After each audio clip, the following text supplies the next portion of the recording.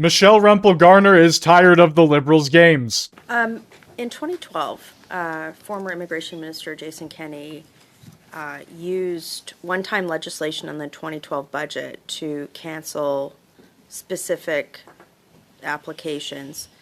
Why does the government need the powers outlined in this bill for application? Like, why couldn't you just put it in a piece of legislation? Thank you for the question.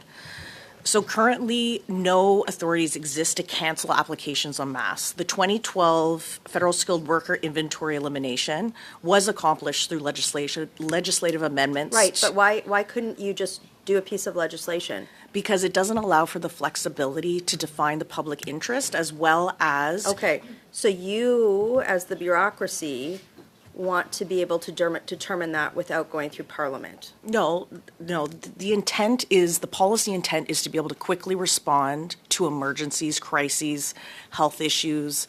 So why didn't you define what public interest means in the legislation then? Because there are so many potential instances. So that's why we were trying to say health, security. But why isn't that defined in the legislation? Because it just would too closely, I think, restrict us to only being able to apply a recommendation to the OIC. It's a fairly big devolution of power to the bureaucracy from Parliament. And I'm trying to understand, because there hasn't been an instance given by you or the minister, an example of where that would be used, why that couldn't be achieved by legislation. So may I offer some examples?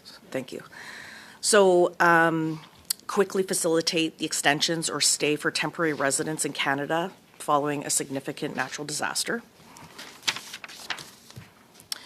When intelligence is received from security partners, if there's a suspected specific threat of foreign interference, electoral interference, espionage, we could pause any kind of applications in that process. Why didn't you include a report to Parliament as part of the use of these powers?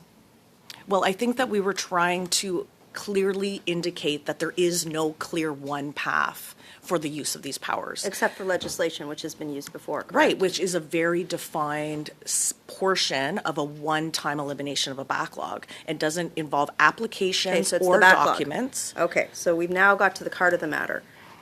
Did you guys include this because the backlog's so big and you need to kind of a little bit? So this is exactly why we didn't go with one-time legislation, such as was what was done in 2012 with Minister Kenny, because that was a one-time elimination of a backlog. So you just talked about backlog. The intention would you ever of use this it to clear a has backlog? nothing to do with Chair, backlogs. point of order. Point of order, Chair. Thank you. A point of order, Mr. Frederick. The witness has wanted to offer a full statement back. I'm not sure she's had the opportunity to do that on a few occasions here. Let's just allow for that. Please let her answer the question. Also not a point of order. Thank you. So I'll just ask again. So you brought up the point of backlog. I'm trying to figure out why I should support this. I'm on the fence, honestly, because it's a big devolution of powers. We've had a lot of witnesses say that I shouldn't. And I'm like, I need you to convince me, because the department has messed up. You guys have, you've said that there's fraud. There's a huge backlog.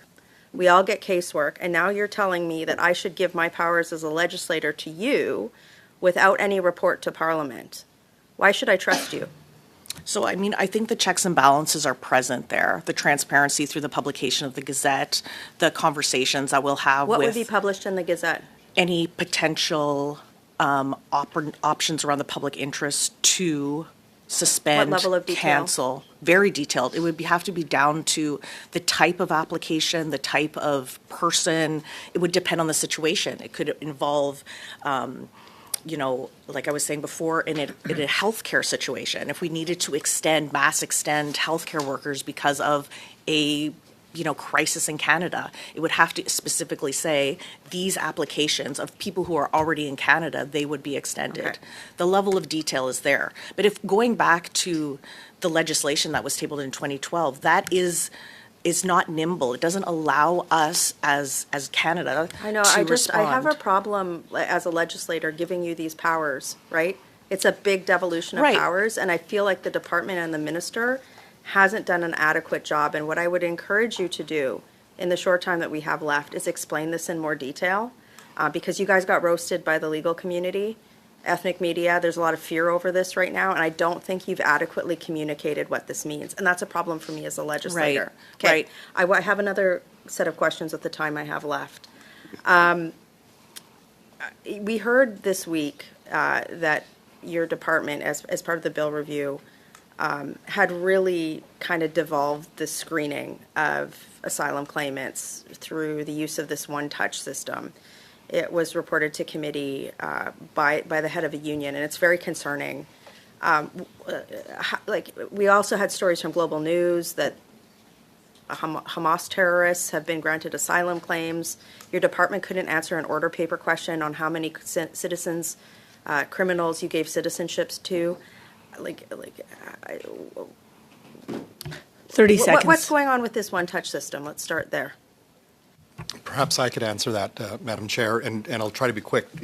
I'll touch on why we introduced One Touch, how we went about developing One Touch, and what One Touch is. And in fact, cast your mind back a few years ago, we were facing fairly significant volumes, overwhelming volumes at the border. And what we're Hashtag welcome to Canada volumes. Yes. Ms. And we were- Rempel-Garner, and- kindly let him answer the question. And so at that time, the practice was to actually adjourn a lot of these claims. And what that did was actually to push the risk inland and actually push the volumes inland. And this committee itself observed the number of the delays it was taking to get eligibility decisions with that practice. And so it was, in fact, our frontline staff who were looking at how can we do this better, how can we do this differently, worked to develop a new process, which is what It's a self-declaration. Ms. I'm Rempel-Garner, sorry. your time is up. I was just allowing our witness to complete his answer. So fundamental to One Touch is it is not a self-declaration. In fact, the front end of it involves an in-depth review, by face-to-face interview, collection of biometric information, assessment by a highly trained and experienced border services officer who will make a determination based on the level of risk. Based on that level of risk, if the risk is low, we will then allow the administration portion of the assessment to be moved Was inland. the head of the union lying? Was the head I'm of the sorry. union lying? Thank you, Miss Rempel-Garner. Thank you, Mr. McCrory. It's moments like this that make me wonder how people could actually vote the Liberal Party in again. Anyway, I'd like to know what you think down in the comment section below, and have a good one.